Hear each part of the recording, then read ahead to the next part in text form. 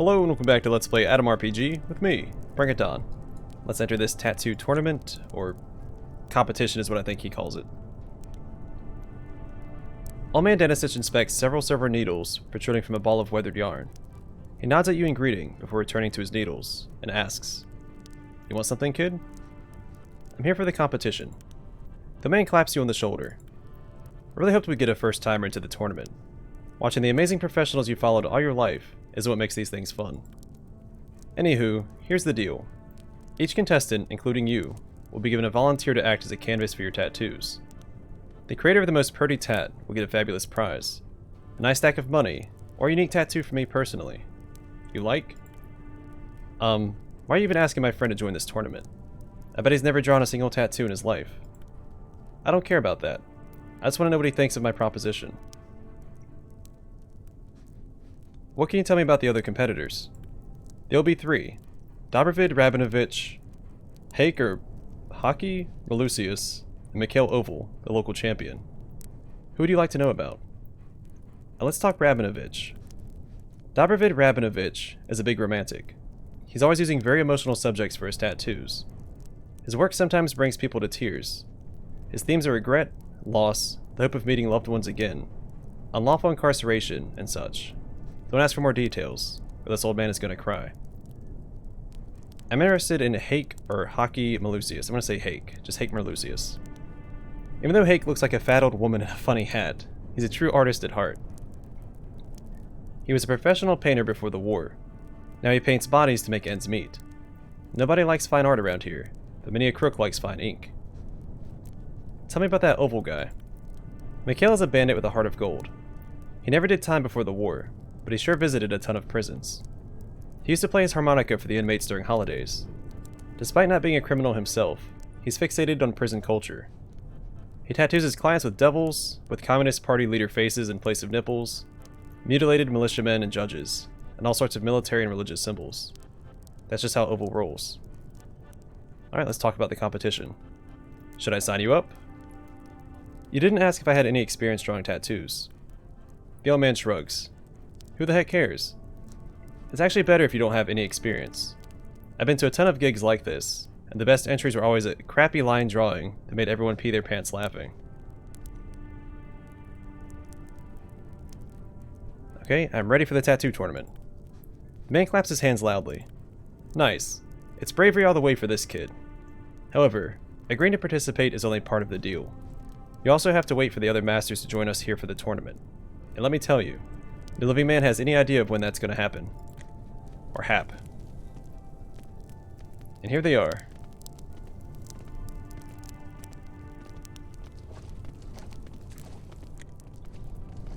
Uh-oh, speak of the devil. There they all are. Go with them, and I'll fetch the models. Prepare for the tournament. The crowd gathering for the spectacle leaves you slightly worried. Then you look over your volunteer tattoo model. You can't figure out why you decided to enter this competition, but there's no going back now. After all, doodling on the walls of a bunker as a child. After all, is doodling on the walls of a bunker as a child really that different from permanently marking up a buff and probably violent man who wasn't warned about your complete lack of experience? You really hope the answer is no. Our contestants today are ruling champion Dobrovid Rabinovich, experienced artist Hake Malusius, consummate professional Mikhail Oval, and the Dark Horse, the Unknowable, the Mystery Inker. Masters, take your needles, and may the most talented inker win. The Battle of the Inkers begins. The crowd falls deadly silent and focuses intently on the contestants. You give your opponents a quick once-over. Mikhail Oval has begun sketching a wolf in a prison cell on his model's back. Hake Malusius is slowly mixing the ink he will use for his masterpiece. Dobrovid Rabinovich is still quietly assessing his model for a location for his tattoo. You swallow down your anxiety as you turn back to your man. You're not really sure where to start. Inspect the model's body first. You carefully examine the poor stalker who agreed to become your guinea pig. He's a tough-looking dude. It mostly shows in his thick and sculpted chest and arms. He has defects too, however. A crooked back he probably got from hauling heavy loot, and a scarred and lumpy stomach. So I wonder if it's better to go with one of the sculpted areas, the chest or the arms, or if it's better to go after one of the defected areas. Because you can tattoo over the defect and use that to, you know, enhance the tattoo, I guess.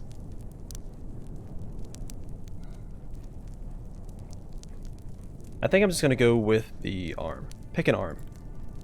You start to work on the meaty forearm of your model, until you're interrupted by crazed laughter.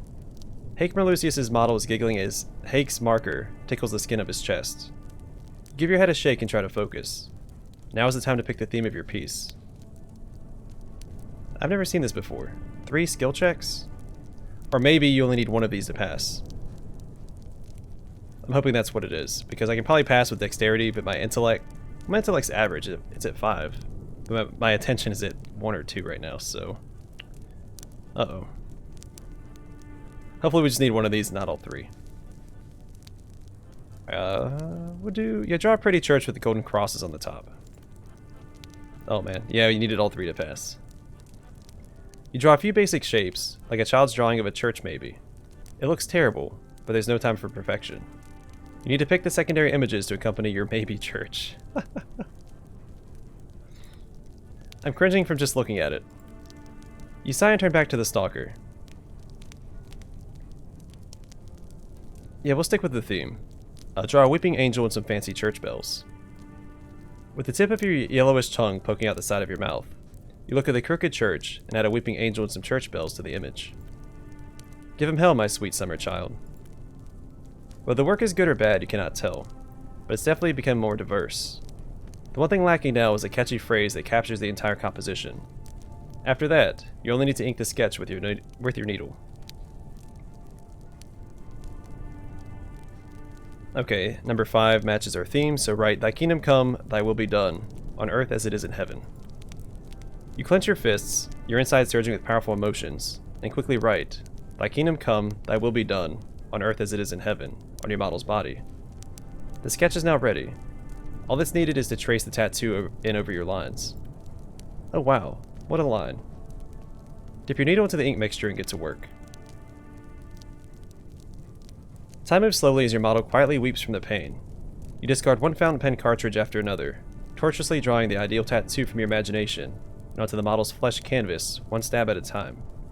Your opponents, Oval and Rabinovich, do not spare you a single glance. Rabinovich actually seems to be in a trance. Where's the third one, you ask yourself, and discover the answer seconds later. Kind on the outside, but unfortunately rotten on the inside. That bloated bastard, Hake Merlucius, darts in front of you and spits on your partially finished tattoo. Hastily wiping away his vile saliva, you lose most of your sketch, leaving you with no guide to finish your work.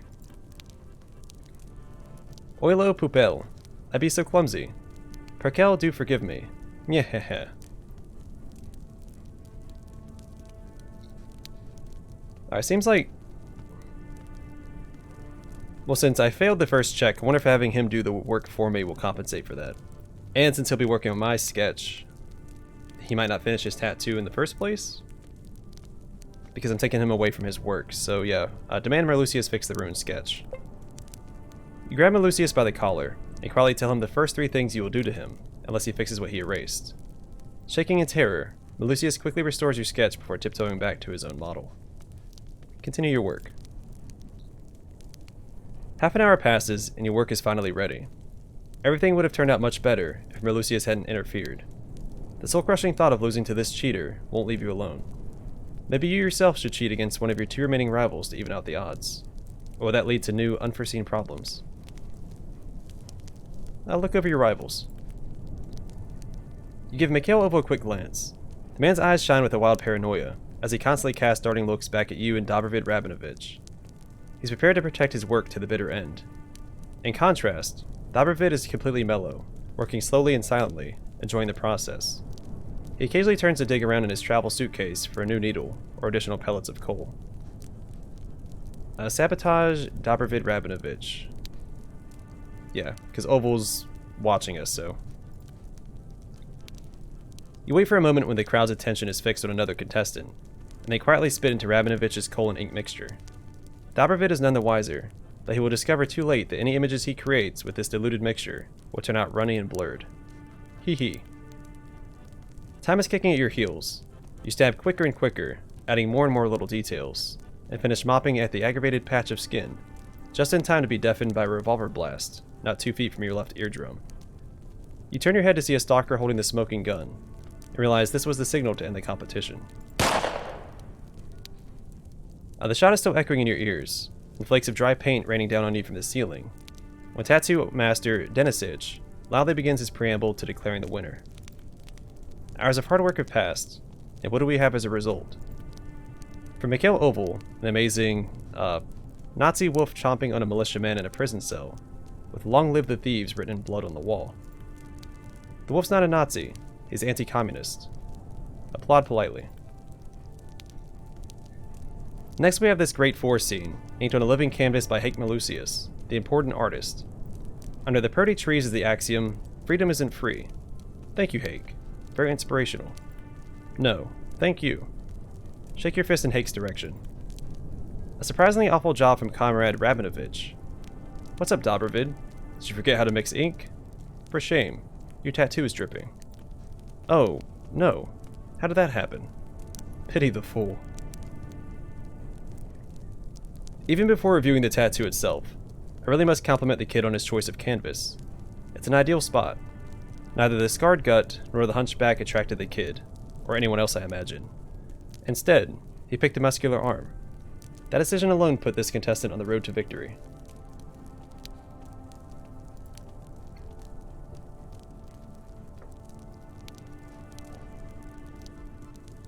Now let's look at the church.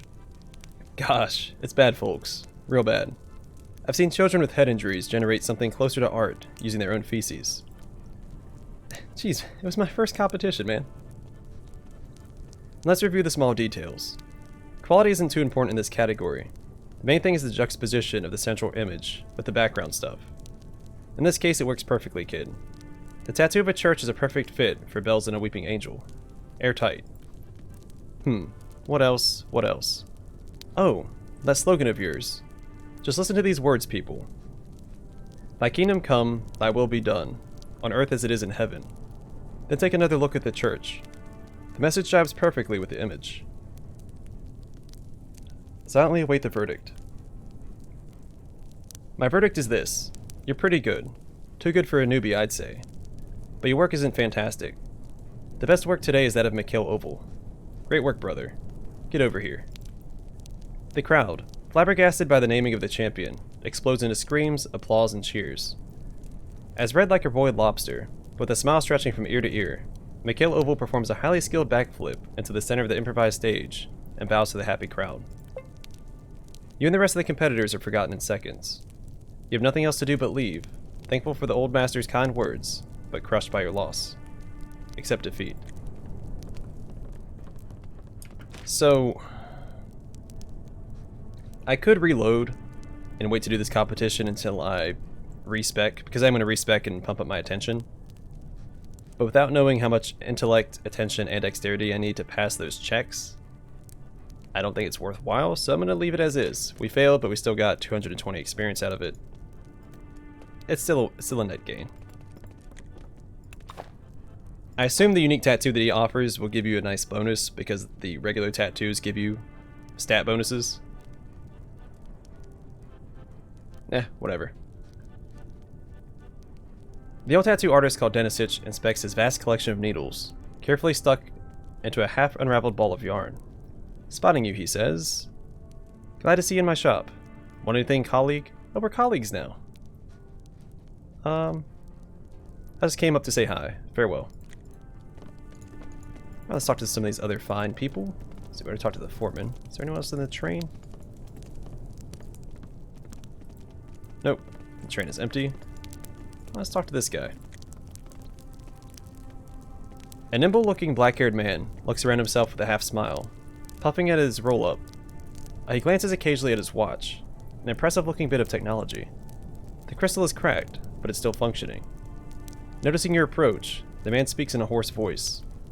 Hey, what are you looking for, matey? You looking for Pacheco? I praise him slowly and silently. The man gives a dismissive wave, and sighs as if a mountain weighed down on his shoulders. Oh, crap. I'm Georgic Pacheco. I'm waiting for a man. thought you were him. Well, screw it. What do you want? I just wanted to talk. So what is it you wanted to talk about? Come on, it'll help kill time. Who are you? I told you already. Georgiak Pacheco, a man from the working outskirts. A merry beggar. That's right. Another question. What do you do? The devil knows. I was gonna pester some stalkers, but my direction finder broke down. Hee hee. Whatever that means to you, I should probably get out of here. Or not. I think I'll stay put until I make up my mind. I see. Another question. What can you tell me about the base?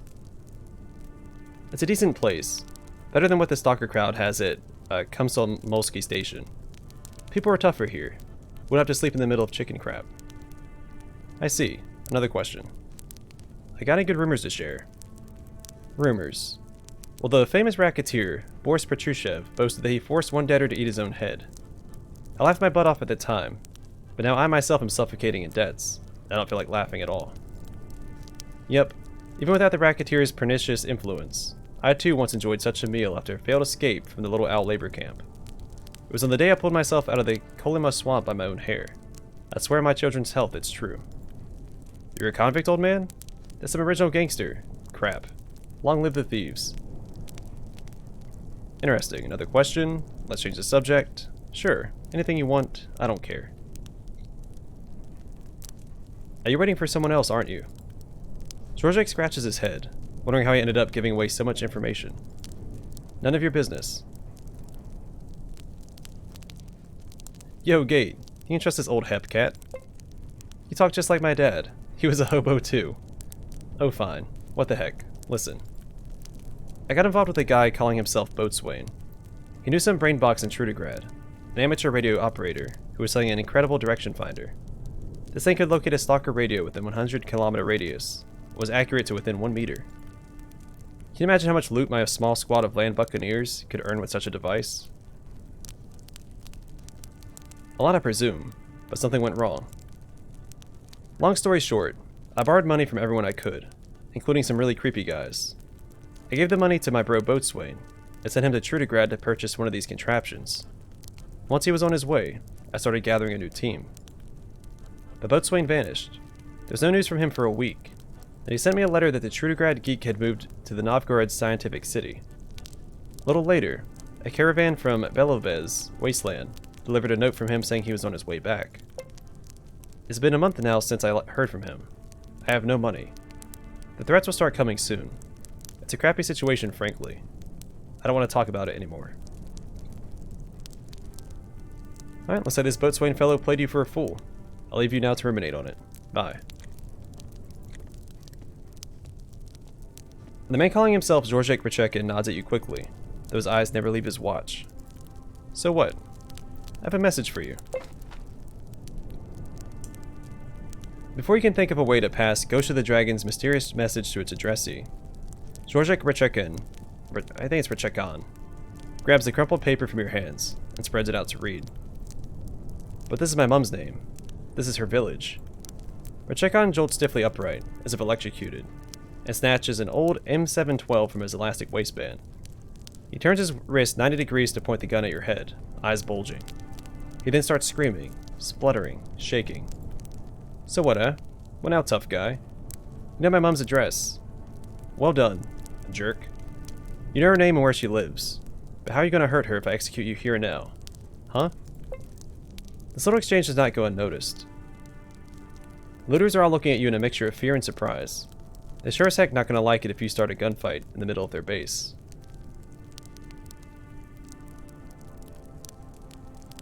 You have no idea what you're talking about, but no one threatens me. Kick the gun out of his hand. Like, the first option said Eagle Hawk Strike. I should have done that one instead. With all your might, you lunge forward head first, and kick the pistol clean out of your opponent's hand. He's so shocked by your demonic power, you're able to retrieve the gun yourself before he can react. Nearby looters murmur their approval, and continue watching. Georgiak himself gives up on attacking you. Instead, he hisses through clenched teeth. I know when I've lost. Go ahead and shoot, you scum. Better you take me and not my mum.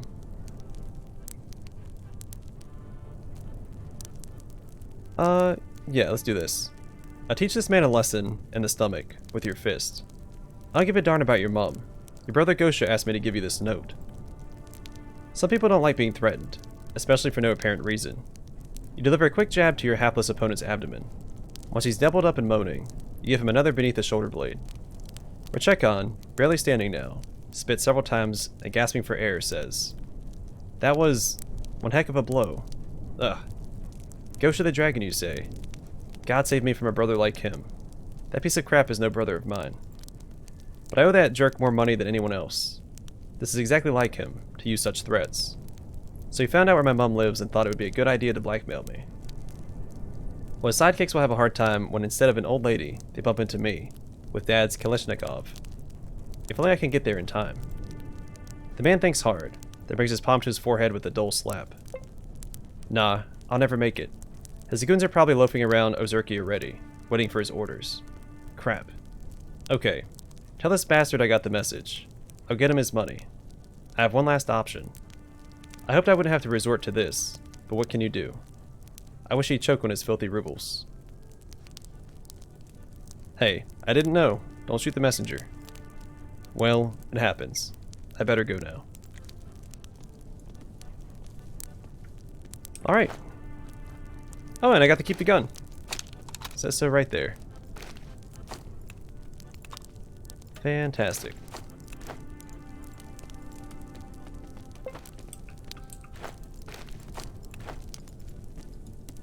Alright, next one. We'll talk to the red-haired lady.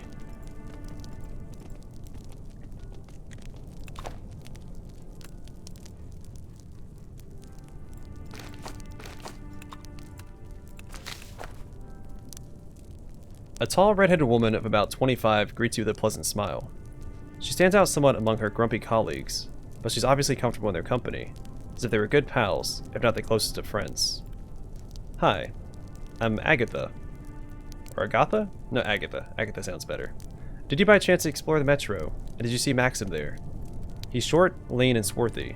He likes to call himself a stalker." I'll hold up with the questions. I'll ask mine first. "Sure. Who are you?" "I believe I told you already. I'm Agatha." "Like Agatha Christie? Hee hee hee. Very original. I can barely contain my laughter." "Huh? I'm asking you seriously. Are you Agatha Christie, the famous British mystery writer of the early 20th century?"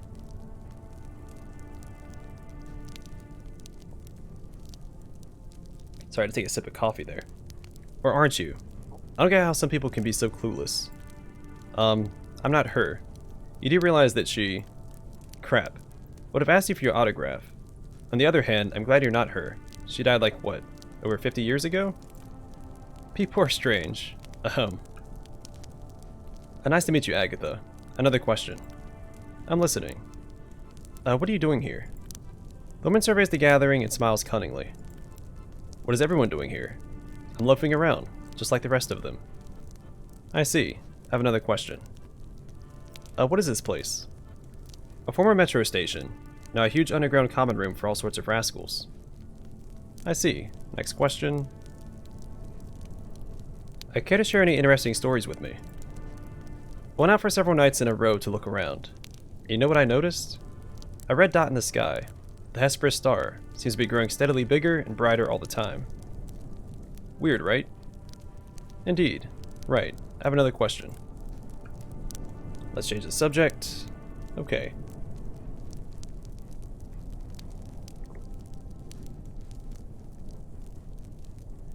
By the way, I never met this Maxim fellow you're talking about. What's the problem?"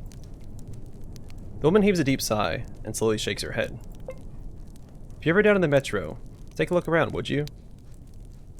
He went down into the tunnels a week ago and never came back." What kind of man is he?" The woman smiles dreamily. "I don't know. It's true that he's a gangster, but he's still a good guy. He's like a little brother to me, or a cute little puppy who always follows you around. He's probably in love with me. I don't see him as a husband or boyfriend material, of course, but I care for him like a friend." Where exactly did he disappear?" Agatha takes the metro map from your hands and points out a small side tunnel. "He was heading somewheres down there, around here.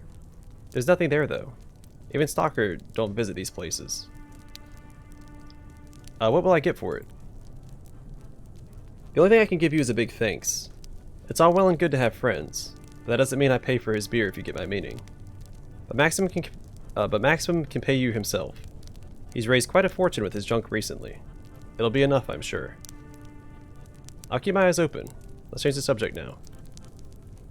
I have to go now. Bye.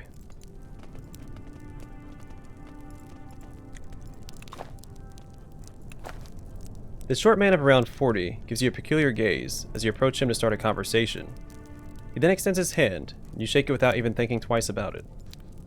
Hey there, young one. I'm Frederick Darvisov, but you can call me Fred. Just don't call me Fyodor. It's just that some of the folks here can't pronounce my name, so they call me that. Even my best friend Tehran does it to me. Anyway, what brings you here? Don't tell me you came out of these darn tunnels. I, for one, will never enter them again. I just want to chat. Care to answer some questions? Sure thing. Nowadays I usually only leave the station if I want to pee. So talking is all I've got. Tell me about yourself. Tell you about myself, huh? Okay then. I've got nothing to hide. I was born far away from here. Got my education in a school for young welders and electricians. Then my city was destroyed because there was a military factory being built on the outskirts. Me and a few thousand locals survived in a municipal emergency shelter. After the dust settled, I left to seek high adventure, and I would have done it too, if it wasn't for the dead city. When I got here, I quickly became friends with my partner in crime, Tehran, and decided to stop wandering. I see. Let me ask you something else. And what are you doing here? I hope to salvage some old world electronics. Handy stuff like drills, chainsaws, flashlights, and the like. You know, to fix them up and sell at a high price. But it turned out most tech in the city that wasn't already salvaged by others is completely useless even after being fixed. Like who needs a washing machine or a vacuum? Nobody, that's who. I see. One more thing. What can you tell me about the station? Nice place. More bandits than on the Stalker base, but that's a good thing. More fun when there's bandits around. I see. Let me ask you something else. I got any good rumors to share? Rumors fly around quickly, like that one story about a stalker by the name of Wolf, who ventured deep underground to stop an invasion of hellish beings. Could these be the same things me and Tehran met? Let's not talk about it just yet. I get the creeps even thinking about them. I see. One more thing. I've got no time for questions. Let's change the subject. What did you want? Last time we spoke, you said you feared the tunnels. What's so scary about them? People say information is a strong weapon. If that saying is true, then you're completely unarmed. Demons roam these tunnels. Terrible, hellish beings, reminiscent of legendary dragons. We stumbled upon a whole pack of them in the depths. Me and my buddy Tehran. Heck, my pal's one tough old SOB. A lesser man would forget our friendship, leave me for dead, and just run away. But not Tehran. He threw me on his back as if I was a mere rucksack, and only then he started running towards this here station. But I wasn't just dead weight on the man's shoulders. As I was carried to safety, I fired, mag after mag, at the creatures who chased us, yelling and spitting fire. Only 2 of the bastards got wounded and gave up the chase. The rest of the pack stopped the pursuit, only when we were near the station. Probably didn't want to mess with so many people at once. He's not lying, my child. I can see it in his eyes. Oh, how I wish to avoid such encounters. Our Lenin in the mausoleum, hallowed be thy name. Former People's Commissar Felix Dzerzhinsky is my shepherd. I shall not want death by anti-Soviet demons' fiery breath. Yeah, I was also praying to everyone and everything as they chased us. Oh, crap happens, dude. I'll be a bit more careful in the future. Only a bit more careful? Then don't blame me if you'll find yourself a bit of horrible death and a tiny sprinkle of mutilation in the tunnels. Can we talk more? I've already read all that. Oh, I've got nothing more. I've got nothing more for you. See you later. Let's talk to this guy. That's Mikhail Oval. Mikhail Oval is drawing some practice sketches. Seeing you, he puts his pencil away and gives you a nod. Sorry, I've got no time to chit-chat. I'm already training for the next competition. Okay, I won't bother you then.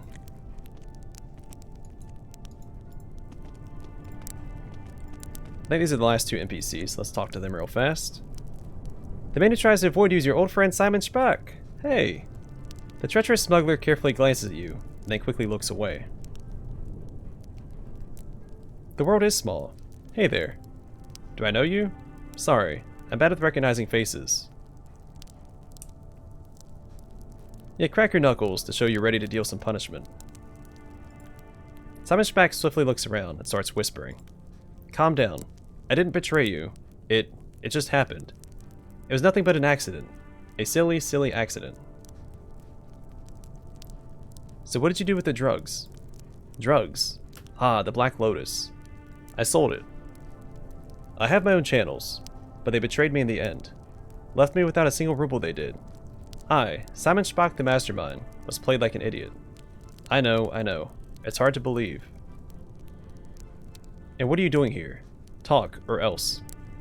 A hustle here and a hustle there. You know what it's like. Yeah, but I also know what it's like when you're played like a darn fiddle. Don't try scaring me. Do you know that I have powerful friends here? Very powerful friends.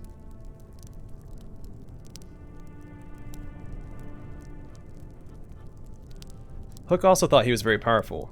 Where is he now? The man wrinkles his nose in disgust. Hook. Hook was nothing. I spit on him. Oh, you don't know who you're messing with. My new friends are very dangerous men.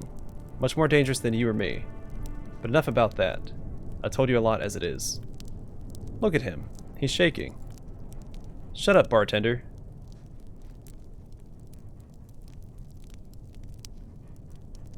You fear your powerful friends more than you fear me. I doubt they will avenge your death.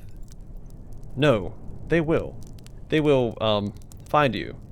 And then they will kill you. Simon Spock starts looking all around the place, and then suddenly grabs his gun. You know what? I'm gonna kill you myself. Nobody will do anything about it. Really now. The smuggler betrayed one of the most precious rules of the Wastes. He tried attacking someone around witnesses who were not his friends. The looters all around Spock did not take kindly to his outburst. Without any fear for his so-called powerful friends, who might be so secretive, nobody here actually knows anything about them. Don't shoot!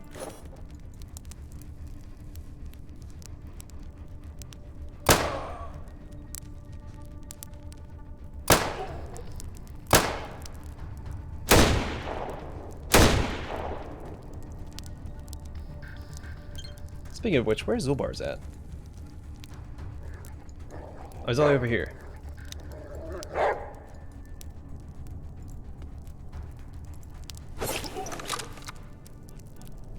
Oh, he leveled up.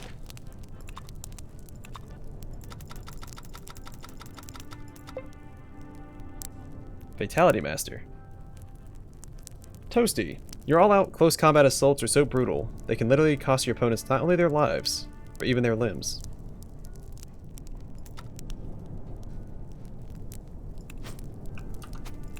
Okay. Well, Simon, it didn't have to end that way, but I'll be happy to take your money and your belongings. Alright, one last guy to talk to. A gray-haired but not yet old man in a clean, nicely fitted suit is sitting at a table looking bored. He's doodling something with his finger, and the condensation covering his beer glass. The man looks up and smiles widely, almost as if he was waiting for you. Hey, comrade. Why so dusty? Coming back from some dirty ruin, right? Go on, you can tell me. Don't be shy. Oh, he insulted you, my sweet child. And yet it is I who feels the sting of his words. What sort of a father am I to have such a dirty, dusty child? Such a dirty boy. Dirty, dirty pig boy. Hexagen, you're making this a little weird, man. That was not actually an insult. I simply remarked that he has some dust on his clothes. It was a funny opening to our dialogue. Don't need to take offense.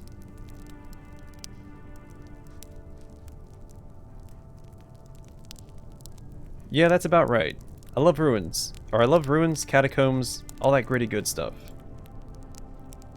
The man pats you on the shoulder and invites you to sit down. You continue standing. Good to hear. I was eagerly awaiting a person like you to pop up in this here hole. I need someone to visit a ruined building for me. Not for free, naturally. I see. Can I ask you some questions? Always glad to lend an ear. What's on your mind? I wish you would tell me your name. Ah, right. My name is Valentine, or Valentin. Everyone just calls me Valia. Valia Satanovsky. Glad to meet you, Comrade Satanovsky. Another question. What are you doing here?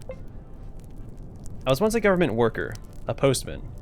Now I'm delivering packages again, but not useless crap like postcards. I find rare objects for powerful people. Why sometimes, I'm sent after something I never knew even existed. But let's not talk shop, okay? I see. Next question. Bye. What can you tell me about this place? In the old days, they used to call places like this a den of thieves. I agree with that assessment wholeheartedly, although we're lacking in quality hookers, unlike a real den. I wish there were more hookers in the Waste in general. This dude just named the biggest problem of this world. These wastes are rotten to the core, but they still don't have enough hookers. How long will my involuntary celibacy last, God? Oh, come now, young man. You really have the same problem as this old fool before you? When I was your age, I was swimming in women. I tell you, I couldn't beat them back with a cudgel. It was a more innocent time then. Women didn't have such high standards. You get me? Or do I need to snap your neck so you can finally understand my suffering? Huh? Han? Hey, no need to get physical, Comrade Celibacy. We're both men of culture, aren't we? Nicely said. Another question. Can you share something interesting with me? One guy I met made me think about the Dyatlov Pass incident again for some reason. What a mysterious occurrence that was. It happened way back in 1959. A group of young, healthy, experienced hikers were found dead on a trip to the northern Urals. Even now their deaths seem weird to me, but back in the day, it was the talk of the whole Soviet Union. Why did they die? How? Everyone has their own version. Want to hear my own theory? I think the snowmen got them. Snatched them right out of their tents during the blizzard. An ancient race of homicidal albino gorilla men struck out against humanity that fateful night. We never avenged those poor kids. Interesting theory you got there.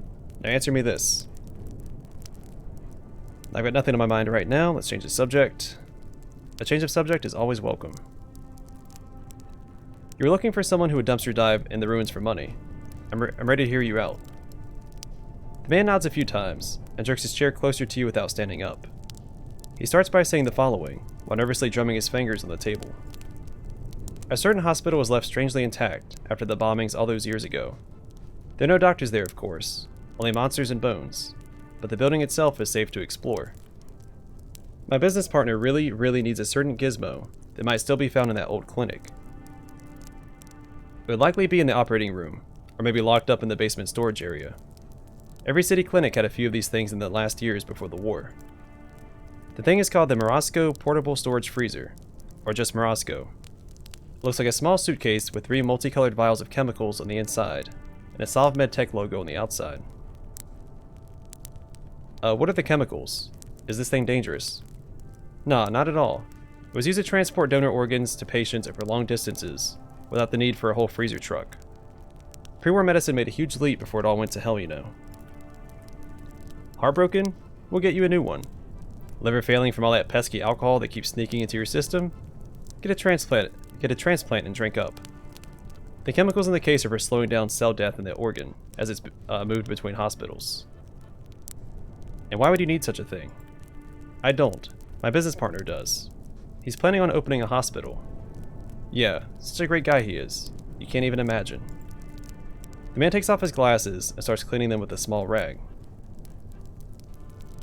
And why can't you go dumpster diving yourself? 5 years ago I would have, but we wouldn't be having this talk. My body isn't what it used to be, so I have to buy someone else's labor, capitalist style. I'll remember that.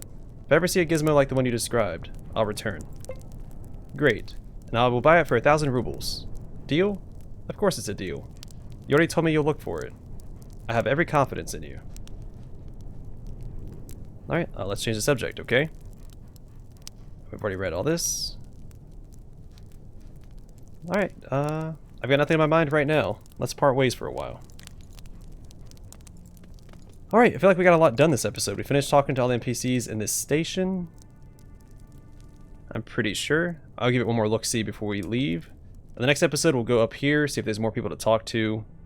explore the area just directly above this station. Then we'll come back down and finish mapping out the metro. Because I do want to map out the entire metro before I map out the